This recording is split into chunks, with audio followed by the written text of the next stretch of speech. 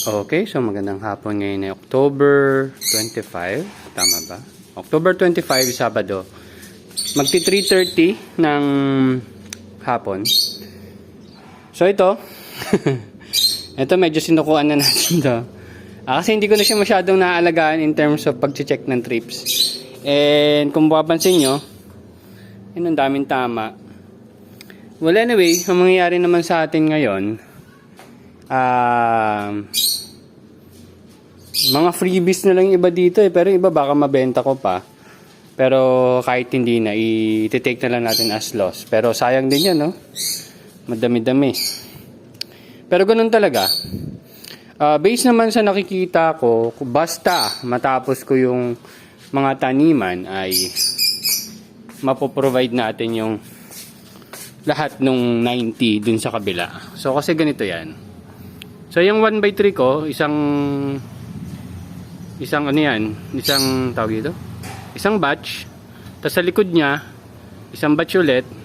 Kasi yung hilera ng 1/3 na yan, kaya natin gumawa ng 4 na batch. So okay na tayo sa isang buwan. 6 na batch ang kailangan natin.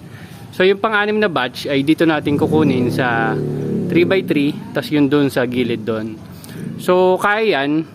And kaya pa natin from 90 heads per week, may increase natin to 105 per week. Hindi ko sure kung kakayanin kung pag kasya pala sila dyan ng 120 per week kasi kailangan ko ng space para dun sa hose or kung ano man. Pero titingnan natin. Pero ngayon yung 105 per week is kaya sa setup na yan. Inaayos ko na lang.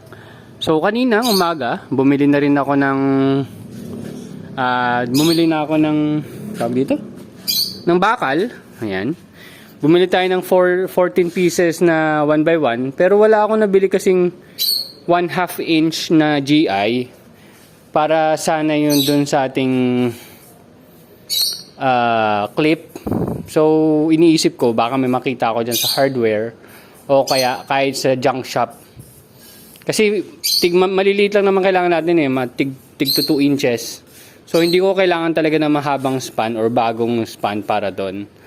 And yun, so titingnan ko pa kung ano magagawa natin. And dito, although may natira tayo ayun, no.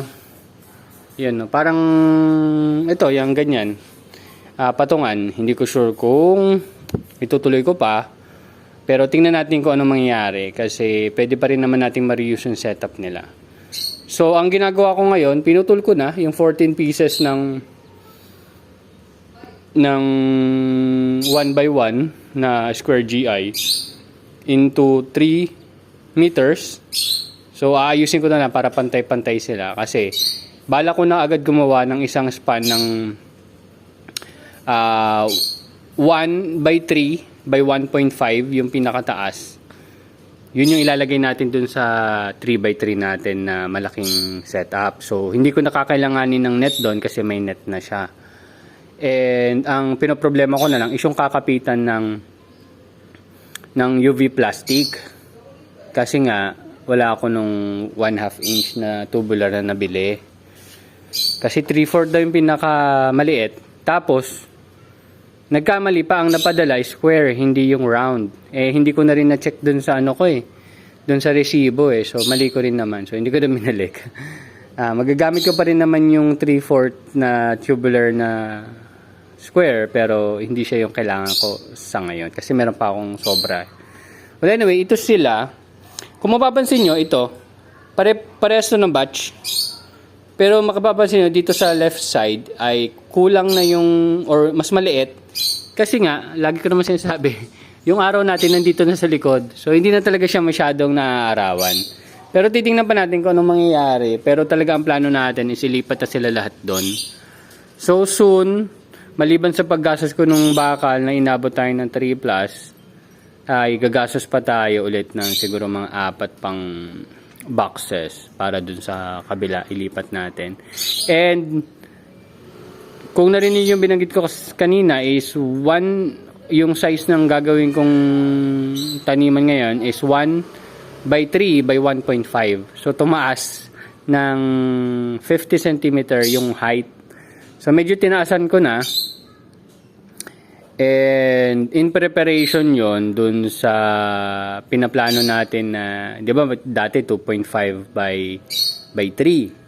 So, pwede ko siyang i-modify yung gagawin ko na pwedeng 3 by 3, pwedeng 2.5 by 3. Kasi parang di-assemble lang naman siya eh. So, ganun yung magiging setup na gusto ko. At least ma-adjust natin yung gitna. Bali yung 0.5 or yung 1 meter sa gitna is yun yung magiging daanan ng tao. Ayan. So, tingnan natin pag natapos ko. Pero so far, eto medyo napabayaan ko na. Ito naman dito, medyo goods naman yung laki eh. Kaya ito ang baka, itong side na to, if any case, kailangan natin magtanim dito ng isang batch or paunti-unting batch para mapunan natin yung kulang natin doon para maging 120 per week is gagawin natin. Pero definitely, mababawasan yung mga tanim natin dito. And slowly, ay mag-introduce ako ng fish, isda. Ayan. So, ayan. Goods, pero pag tinignan nyo maigi, yung iba talaga medyo, dito hindi pa talamak ang trips eh. Pero may mga damage na to ng trips eh. Saan ba? Ayan ba? So may mga konti, no? May mga konting damage ng trips. Ayan, damage ng trips. Pero doon may lala. So yung iba doon pinamimigay ko na, tas magiging personal consumption na lang din namin. Pwede pa naman siyang kainin. And anyway, so ito, quick update lang tayo sa trial natin. Although nagkakaroon naman ako ng separate video para dito. So ito yung latest natin, tinanim natin ito yung batch, ano mong batch to? Hindi masyado makita eh. Ayaw mag-focus. Pero batch 29, October 5 siya tinanim. And harvestin natin siya November 16. Ito siya, apat. Then ito yung unang batch dito. Ayun o, mapansin nyo. Ayan. Medyo nabawasan na siya. Nag-refill ako dito. Ito medyo nabawasan na. Yung iba okay pa naman. Yung iba tumabingi kasi siguro mahangin dito or kung ano man. So, umakit ako para sa trip check. Yan. Mukhang may trips nga. Yan. Tingnan natin. Then, ito yung pinakauna natin batch is tinanim noong September 21. Na dati nag-start siya ng 2 ml per liter pero ngayon ang nire-refill natin sa kanya is 3 ml per liter, which is ito. Yan. Kahit dito 3 ml per liter pero wala na silang pH down. So wala nang pH down. Yan yung pinagbago niyan. Ano yan? Master blend. Master blend. Yun yung isa sa inaaral natin ngayon or tinitest dito sa ating maliit na taniman or trial side din to. Ayun, yan lang. Wala pa akong ibang kakaibang nangyayari ngayon pero yun nga, makita nyo observation wise, so same batch, ito maliit kasi nga kulang sa araw, ito okay. Then ang magka-batch niyan, ito tsaka yung isa doon sa dulo. Tapos itong dalawa, itong gitna tsaka to, ay kabatch niya ito tsaka to. Tapos yung apat naman ay magkakabatch. So mapapansin nyo rin, may mga nalalanta. Pag tinignan nyo yung roots niyan, is hindi established yung roots, brown, and kaya siya nalalanta, sa palagay ko hindi dahil sa root rot. Kung hindi niya na maabot, o hindi na maabot ng ugat niya, yung nutrient solution. Kaya hindi niya na kaya mag-survive. So usually, yun yung nakikita kong dahilan niyan.